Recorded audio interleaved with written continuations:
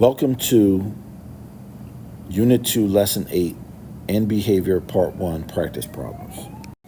Okay, and looking at these, the first thing we want to do is look at the degree. Okay, so the degree of each is the highest exponent. So that's x to the fourth. This is x squared. This is x to the fourth again. Okay, all x even graphs look like this. They start high, they end high. So all x to the fourth. So as we read the language, 1, as x gets larger in either the positive or negative, x gets larger positive. So A, B, and C all go with 1. They all match 1. So now let's analyze D, which is x odd. I meant to highlight that, I'm sorry. I meant to highlight x odd. This is x odd. How I know it's odd?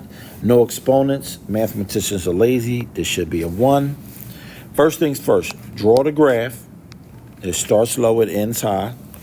Okay, so now that we've drawn a rough sketch of the graph, let's see.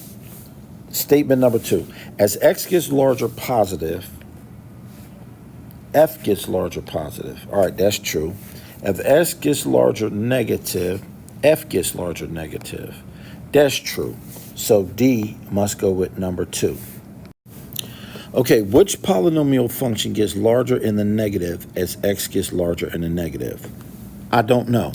So the first thing I'm going to do is I'm going to figure out my degrees. And so I got x squared, which is x even. B is x cubed, that's x odd. C is 7x to the fourth, is x even. And D is x to the sixth, which is x even. So if I draw my diagram, I get x even. They both end high. As x gets larger in the negative, y gets larger negative. So that means it would end down here, which is not true for A, B, or A, C, or D. I'm sorry. A, C, or D. Okay, now let's draw x cubed. X cubed starts low and it ends high. And I know that from the graphs at the beginning.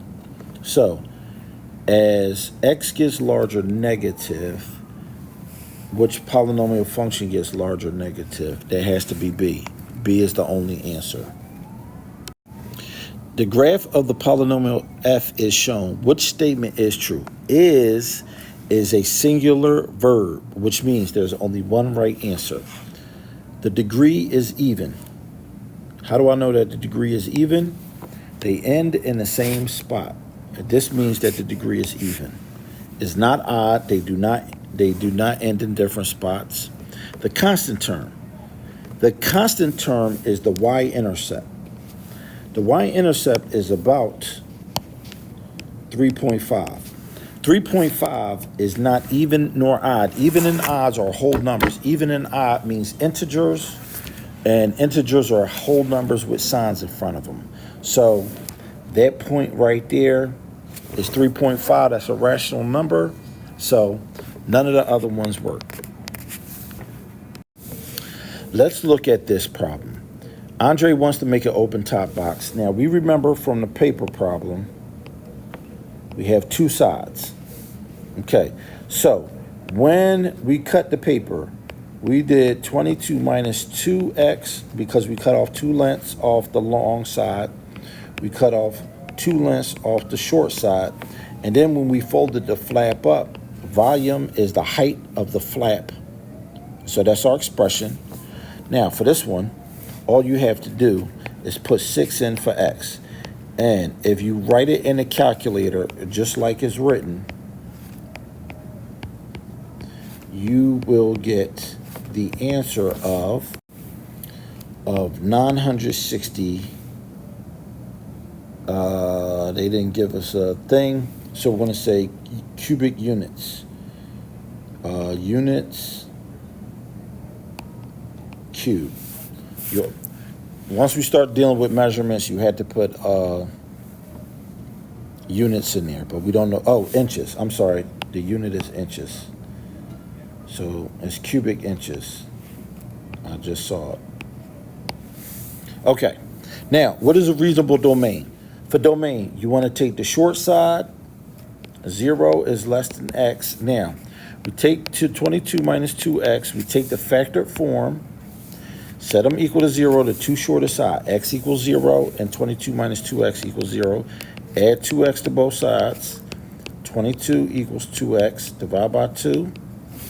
X equals 11, and that is our upper limit. So we have to cut off more than 0. We have to cut off less than 11, and we can make an open top box out of these dimensions. Okay, now for this one we have to multiply. And the most important thing here is how we start. How do we start? We can only multiply two binomials at a time. So the first thing we want to do is distribute and distribute. Draw your distribution arrows. Distribute and distribute. Okay, 3x times x is 3x squared. 3x times 2 is plus 6x. Okay. 1 times x is plus 1x. 1 times 2 is plus 2. We have like terms in the middle.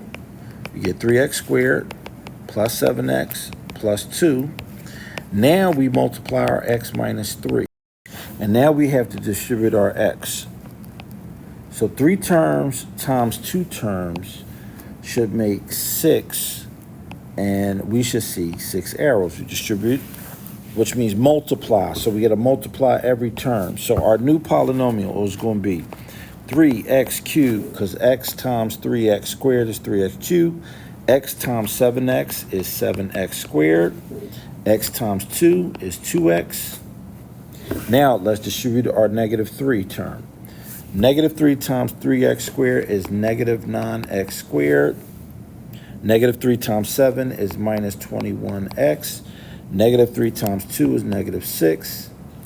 Highlight your like terms, which are 7x squared, positive 7x squared, and negative 9x squared are alike because they had the same variable to the same power. 2x and negative 21x are alike. And when we go to combine them, we get 3x cubed. 7 minus 9 is negative 2x squared. 2 minus 21x is negative 19x minus 6. This is our polynomial. Now, for part B, G. The only thing that's different between F and G is this negative 2 out front. So all I got to do is distribute the negative 2, which means multiply to every term. Not add, not subtract, not divide. Multiply. So this 2 has to get distributed 4 times.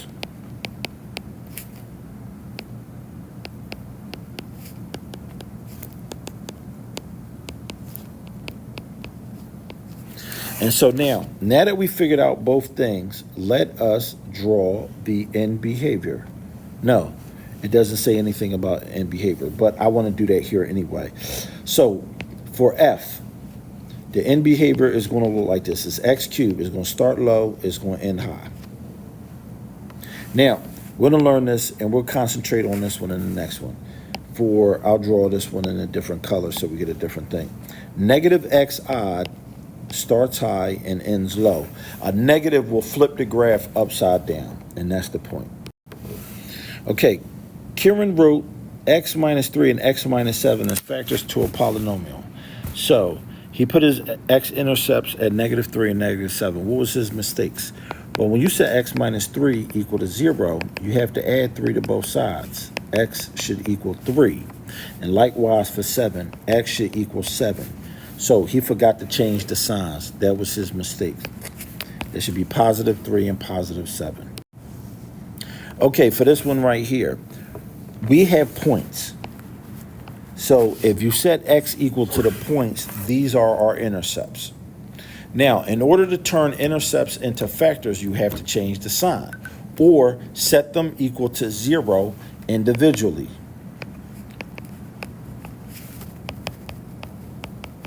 Once they are set equal to 0, they are now factors. I'll put them in parentheses, and they are now factors. This polynomial could have more terms, but these were the only factors that we were given.